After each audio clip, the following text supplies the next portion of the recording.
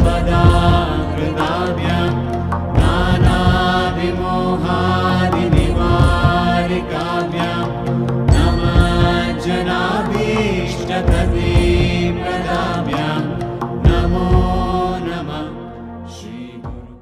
Having been a devotee of some wonderful masters who actually passed on, some spiritual experiences occurred and some fire within happened.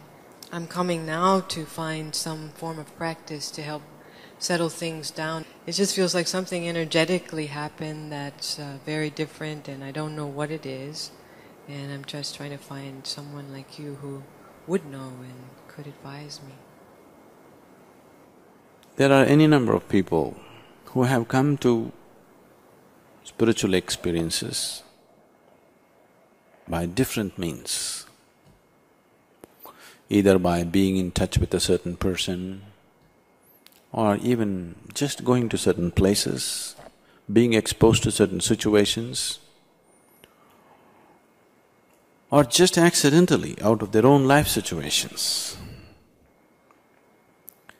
For some reason, let's understand the science of what's happening fundamentally.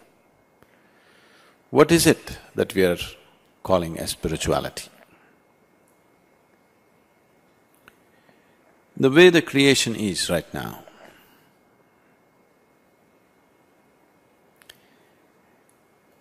from what you call as, let's say, a rock, which is gross solidity, to what you call as plant or animal or human, or what you refer to as divine. What is this? In every possible way, every system in the world has been trying to insist that it's the same thing, isn't it? Though you don't believe any of them, at least now, whatever the scientist says, you believe. Scientists are also saying the same thing. Recently, it was very amusing for me to meet a very top-level scientist in United States, and we were just talking, and everything that I say, he says, "That's right. That's what the science is also trying to get there, but we are not clear about it. What you're saying is right." I said, "It has to be. Science says something else, science is wrong."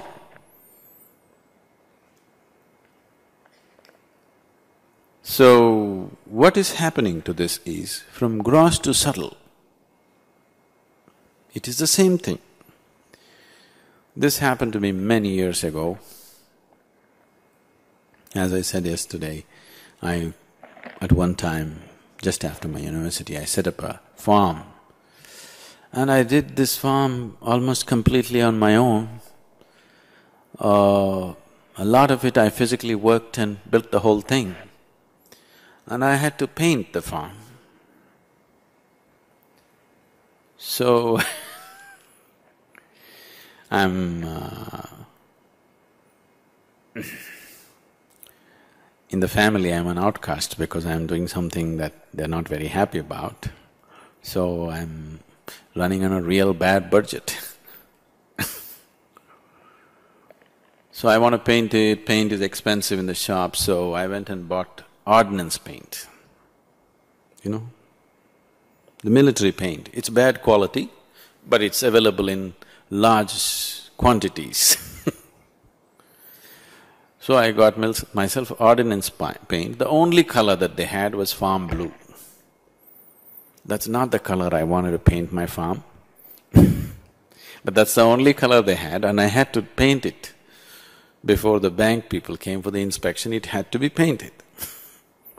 So I said, okay, let me paint it farm blue. Tomorrow, when we have the money, we'll paint it something else. So I am the painter, and it's a long surface to paint. If I go like this, it'll take too much time, I don't have that kind of time, so I devise my own way, put it and just walk along the wall.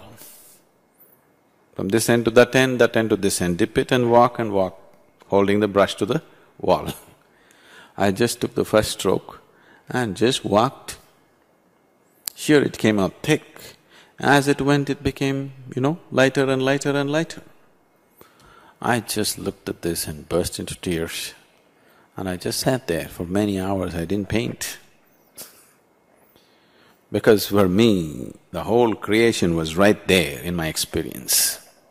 This is all the whole creation is. Just like a paint smear, from gross to subtle.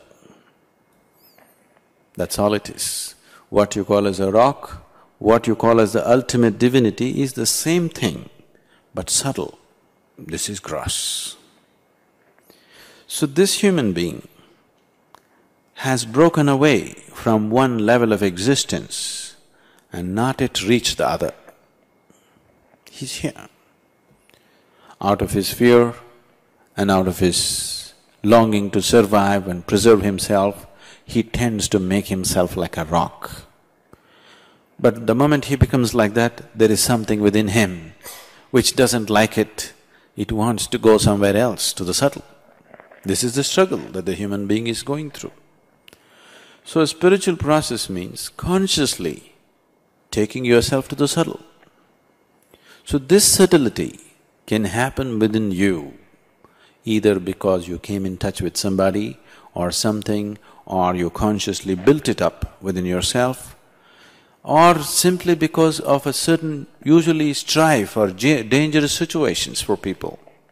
When danger arises or extreme strife arises in one's life, a certain intensity can come to life within you, and suddenly what was gross can become very subtle. Just being faced with death can do this to people.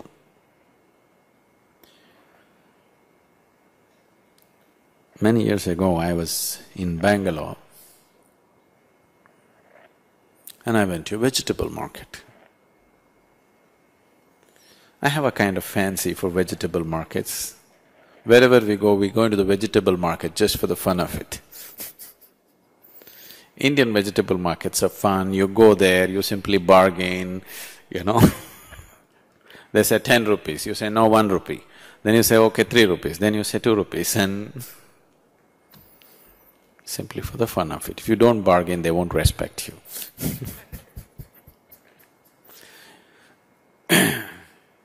So we have a kind of fascination for vegetable markets. So I went to a vegetable market. And there I was just walking through, looking and talking to people. And there I saw a man, a vegetable vendor, who is a shining being. I just look at him and I can't believe a man like this is selling vegetable. Then I looked at him and he looked at me, our eyes locked up, and then I burst out laughing. He also laughed. Then I went to him. Then I asked, how come here? Why vegetables? He said, come sit down, so I went and sat in his shop and we're just talking. I said, how come? He said, I was just a vegetable vendor and one day I fell ill. And he fell ill, he had nobody. Somehow he went to a general hospital, which is just like a preparatory for hell.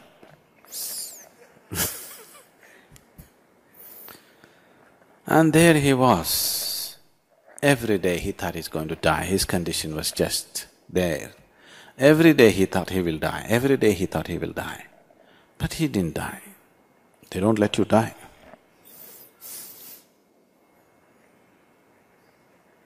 "4 months he was in the hospital, completely bedridden. And after 4 months he recovered.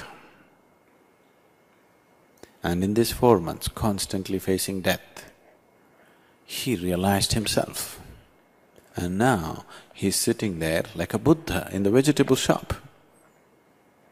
So he said, everybody who comes to me, every customer who comes to me, I just bless them with a long illness.